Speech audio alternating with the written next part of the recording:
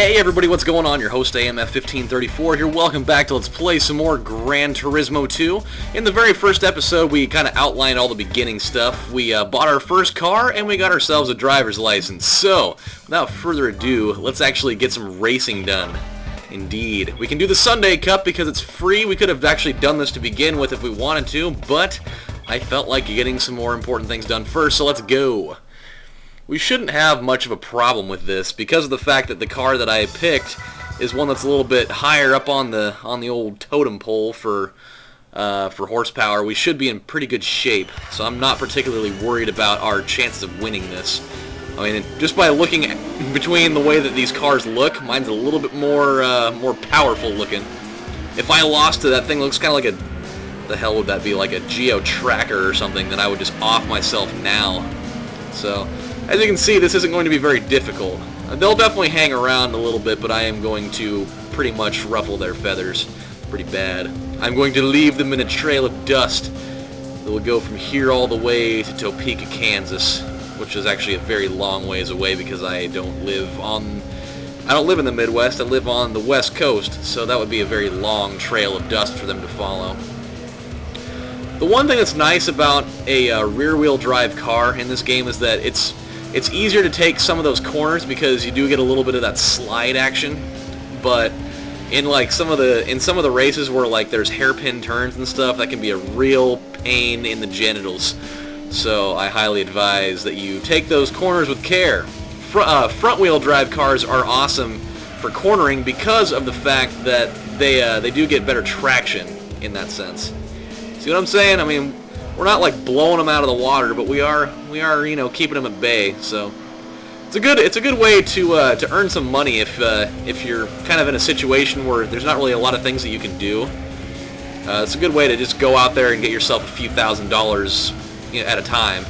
But if you're of relatively decent skill at this game, you should never have to worry about not having things to do, because I mean there's always a race that you can do with the car that you have, just about. I mean, they have those model specific things that you can get yourselves into and all that. Another thing I like about this game, by the way, is that if you wreck your car into a wall, your car won't actually take physically noticeable damage, which I think is cool. I mean, there are games where like San Francisco Rush or like Burnout, like those types of games where when you crash you can see the damage on your car. But I kind of like the fact that they didn't go that far into it with this. Like, I like that they leave them alone. So I think it's more about, just enjoying the fact that you've got a nice car. Because there are a lot of points in here where, you could definitely blow it pretty bad and your car could get jacked up. But I think it's, because this game's more technical than some of those other ones, I think that, it's a little bit more of the point that you try not to wreck your car, even though there's no penalty if you do. So, I don't know, I'm just throwing that idea out there. Okay. I always thought this was kind of a weird first race to do. Like, I would never envision the first race of a game like this to be out in Tahiti, of all places, but hey, I'm not the developer, it's not my idea. It is pretty straightforward and easy, but I would have figured it, be like some little small city in like I don't know, in the U.S. somewhere. I don't know, like there's like 5 bajillion racetracks in the U.S. and there's like 5 bajillion racetracks in Europe. I figured it would have been at least one of those, but hey, whatever, gets the job done. It puts the lotion on the skin, or else it gets the hose again. Okay, so we got ourselves some credits out of that. No biggie. Okay. Well, now that we got that done, I think that we should be able to handle the high-speed ring. Yeah. We can knock that one out. That'll give us a little bit of a higher prize. The difficulty's a little bit up. You should still be able to handle this thing, no big deal, though. No harm, no foul. The hell's on my TV? Oh, it's Family Guy. It's the one where they go to like the different multiverses or whatever with Stewie's weird controller thing, and they were doing the one that like totally makes it look like a Disney movie. And it like totally threw me off. I was like, I don't know what the hell I'm watching right now. Alright. So, yeah, as you can see, we got some new cars in here. That's a Toyota Alteza, in case people were trying to get that confused with a Lexus. Toyota is kind of like the more consumer-friendly division of Lexus, if I'm not mistaken, in some aspects, because they definitely, that Alteza looks like a Lexus IS 400, because my mom definitely has one of those in the garage, so that's kind of how I learned to figure that one out. All right, this track can be a little bit tricky, because these turns don't look like they'd be very difficult to get around, but you definitely you gotta feather the brakes a little bit when you're going into these, otherwise you're gonna be crashing into the wall, and it's gonna be a regular episode of Red Asphalt 3 all over again. You guys ever remember that in Driver's Ed, when they'd show you that video that's supposed to, like, scare all the kids and be like, oh my god, I never want to drive bad ever again, I never want to speed because then I'm gonna wrap my car around a street post, and then my remains are going to be splattered all over the concrete, and then my parents are going to have to come see me in the morgue and identify my body that is in 50 bajillion pieces. I don't know. I watched the video, and I thought it was obviously enlightening. It definitely kind of makes you at least think, which I guess was kind of the general idea behind that. They want you to think about that type of stuff, but it's definitely not the type of thing that I saw and I'm like, oh my god, I never ever want to speed again. I mean, I definitely still speed pretty much all the time. It's just that, obviously don't be stupid about it. I mean, obviously you're not going to want to be texting on your phone while you're driving, which, I mean, I'll admit it, I definitely do that too. It's just, if I do it, I'm not going to do it in an area where, there's huge, heavy traffic everywhere, where, if you look down for a fraction of a second, your life's going to flash in front of your eyes or whatever. If you're gonna text and drive, at least be smart about it. I mean, I'm not saying that I condone people doing it, but if you're going to take the risk and do it, at least, don't be stupid about it. At least, make the decision that if you're going to, be risky, ooh, this is going to be close. These guys are coming up behind me, but if you hold down L1, you can do the rear view mirror camera, and that'll actually give you the ability to see what's going on behind you. It's a perfect scenario when you have those long straightaways at the end like that, and you're not sure, whether people are going to be, giving you hell like that or not. So, do that, and then you can kind of just, weave your way in and out behind them. They're like, I won't let you pass. You channel your inner Gandalf. You're like, you shall not pass. Scepter in the dirt. Explosion. Shkabam. Ow.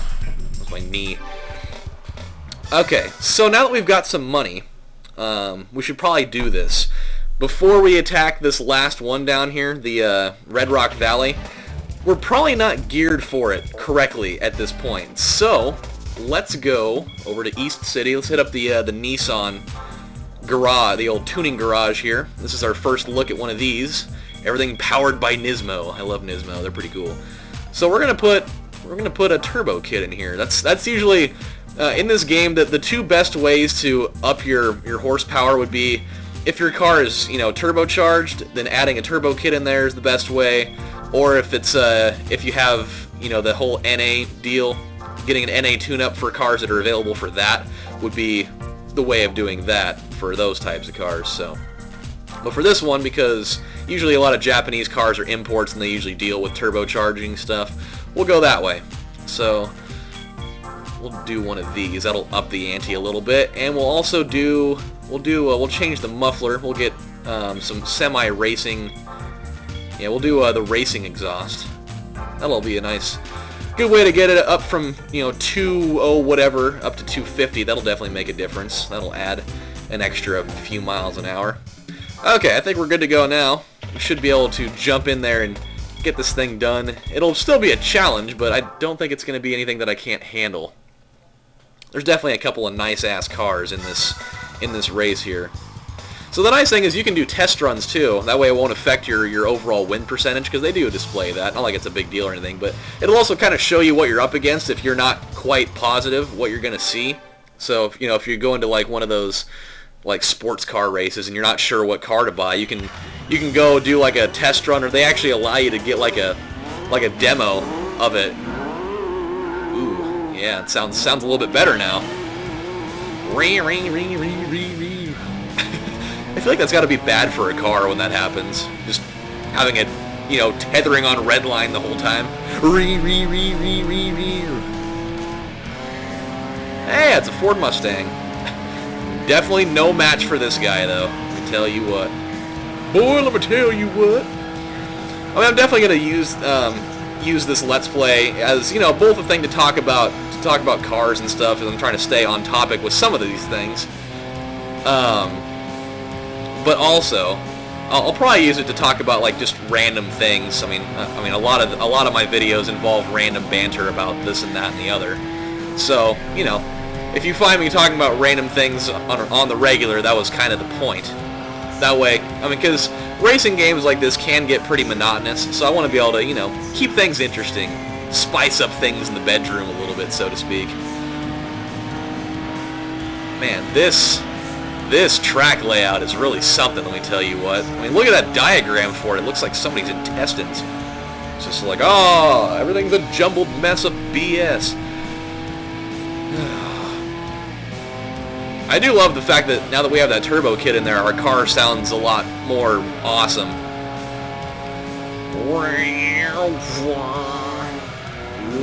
Oh, they're playing that song again, the one that I hate.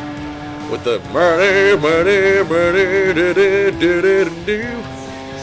man, actually that turbo kit really... Oh, no, here he comes. I knew they'd be back with a vengeance. It's the only downside... Wow, what the hell's that guy doing? You just wait! I'll get you!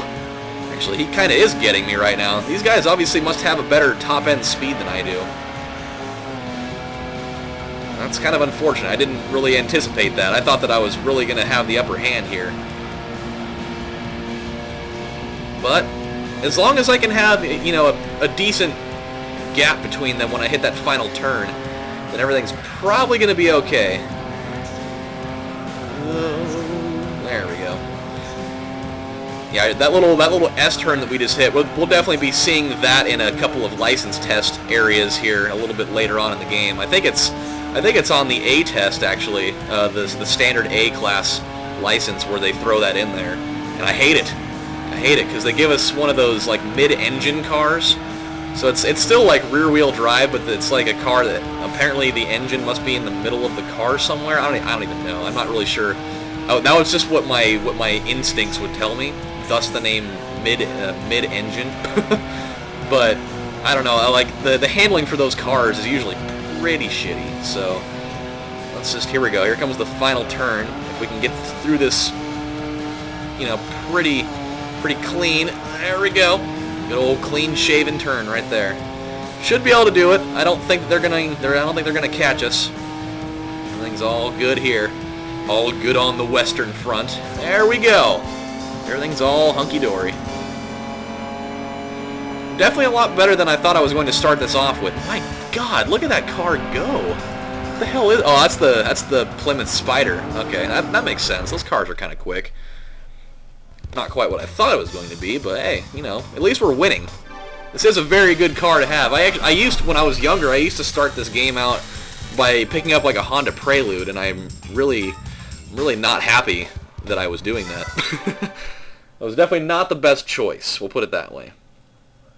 Okay, so what we can do here is, let's see, let's check out our status. We're actually a whopping, we're a whopping 1.3% done with this game. So we obviously, just by that notion right there, we got a long way to go.